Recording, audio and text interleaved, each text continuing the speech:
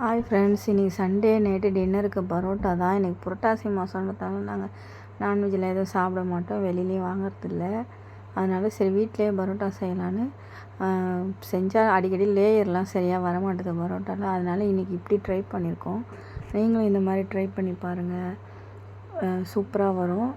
மாவு நல்லா சாஃப்டாக பிசைஞ்சிட்டு உருட்டிட்டு லைட்டாக நடுவில் எண்ணெய் தடவிட்டு 2 சைடும் மடிச்சுட்டு 4 கட்டமாக 4ஆக மடிச்சுட்டு உருட்டி மறுபடியும் ஒரு லேயர் மாதிரி உருட்டிட்டிங்கன்னா நல்லாயிருக்கும். மெலிசாகவும் இருக்கும், சாஃப்டாகவும் இருக்கும், சாப்பிட்றதுக்கு நல்லாயிருக்கும். பசங்களும் நல்லா விரும்பி சாப்பிடுவாங்க. ட்ரை பண்ணி பாருங்கள்.